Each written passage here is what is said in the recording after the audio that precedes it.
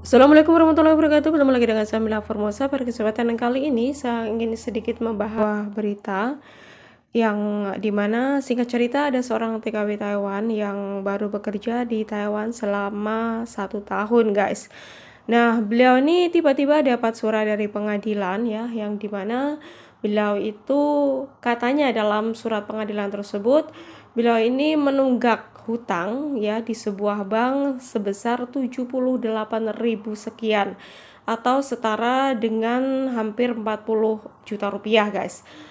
Nah, setelah diselidiki ternyata mbaknya ini ya, jadi tagihan tersebut dikarenakan mbaknya tidak membayar uang Cina Trust selama 8 bulan, guys.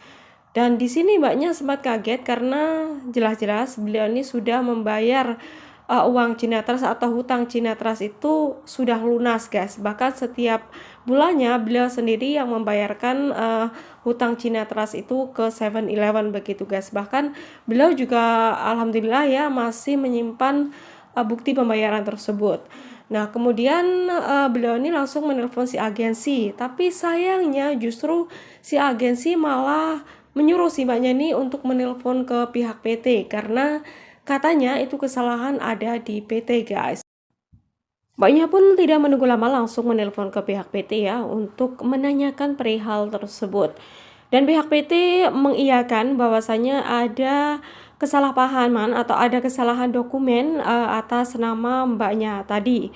Dan si pihak PT meminta kelonggaran waktu untuk diberikan waktu gitu ya untuk membenahi dokumen yang salah tersebut.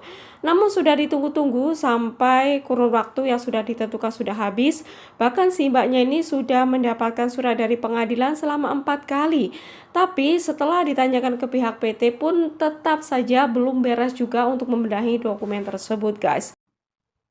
Yang pasti mbaknya ketakutan ya, karena kalau misalkan dokumen itu tidak segera dibenahi, maka si mbaknya ini nanti harus membayar hutang Cina Trust kembali beserta bunganya ya, karena di bank tersebut tertera atau tertulis bahwa mbaknya ini tidak membayar hutang bank Cina Trust selama 8 bulan, dan itu 78.000 itu biasanya belum termasuk bunganya. Nanti kalau semakin lama tidak dibayarkan, maka bunga yang harus dibayar juga akan semakin banyak begitu, guys.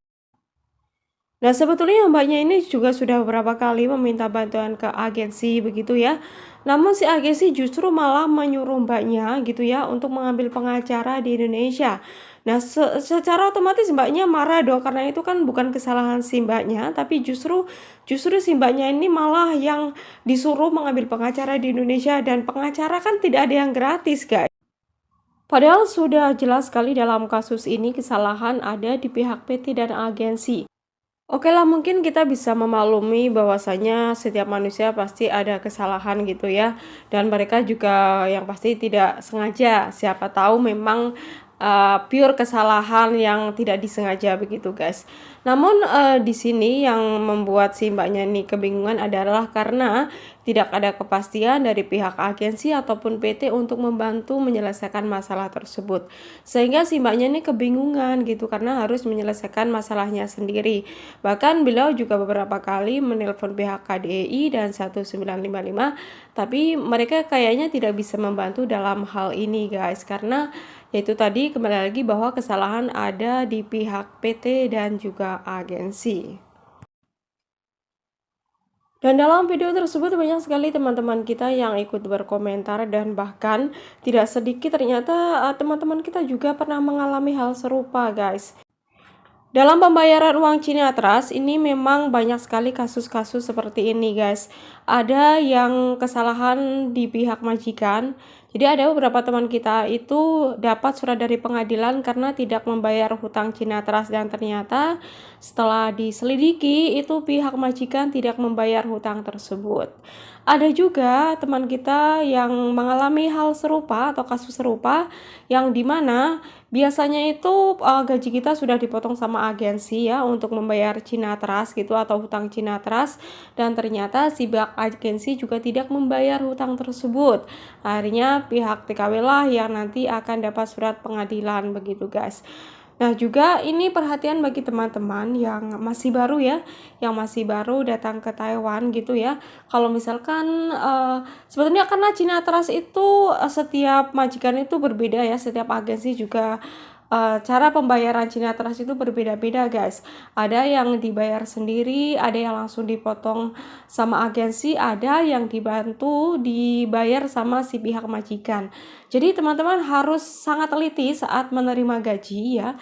Kalau masih potongan Cina Trust, kalian harus menanyakan dengan detail kepada agensi dan majikan. Apakah nanti potongan Cina Trust teman-teman harus bayar sendiri atau nanti dibantu sama agensi atau dibantu sama majikan. Nah, ini teman-teman harus tahu secara pasti ya. Jangan sampai nanti mungkin teman-teman merasa mungkin nanti pihak agensi sudah memotong gaji saya atau mungkin nanti majikan sudah membayarkan Cina Trust saya. Nah, kalau misalkan gaji kalian itu tidak dipotong sama Cina Trust, maka secara otomatis teman-teman sendirilah yang harus membayar potongan Cina Trust ke 7-Eleven guys. Dan juga bagi teman-teman, kalau saat pembayaran Cina Trust, entah itu ke Seven atau ke Family atau kemana gitu ya, jadi teman-teman ini harus menyimpan baik-baik bukti pembayaran uang Cina Trust tersebut ya, untuk menjadikan bukti bahwasanya kalau teman-teman ini sudah membayar uang hutang tersebut. Jikalau nanti ada masalah yang datang gitu ya, jadi teman-teman nggak usah takut karena sudah ada bukti pembayaran begitu. Jadi itu bisa menjadikan alat bukti jika nanti ada tuntutan atau ada masalah di suatu kemudian hari guys. Ya, kita doakan buat mbaknya, semoga saja nanti ada pihak-pihak yang bisa membantu untuk menyelesaikan masalah tersebut guys. Pasti mbaknya juga ketakutan sekali ya, karena ada beberapa kali dapat surat dari pengadilan dan bahkan si majikan juga pasti bisa membuat si mbaknya jadi kepikiran gitu guys.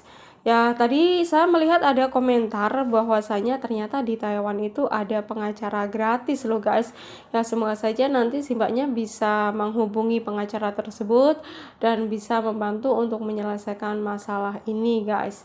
Dan saya juga berharap sekali bahwa pihak PT bisa bertanggung jawab ya, paling tidak harus segera menyelesaikan atau membenahi jika memang ada kesalahan di dokumen gitu. Karena kan semakin lama kita tidak membayar hutang tersebut, maka yaitu tadi bunganya pasti akan semakin menumpuk ya. Semoga saja itu tidak berdampak sama mbaknya dan juga si majikan ya guys. Dan tadi saya dapat informasi kata si mbaknya bahwa si pihak PT itu menggunakan data si mbaknya atau nama si mbaknya untuk meminjam ke bank lain. Jadi pihak PT itu meminjam hutang gitu tapi menggunakan data si mbaknya ini, makanya jadi si mbaknya ini punya hutang di 2 bank guys. Yang satu mungkin ya uang itu sudah cair diambil sama pihak PT tapi atas nama si mbaknya, makanya si mbaknya lah yang dapat uang tagihan tersebut.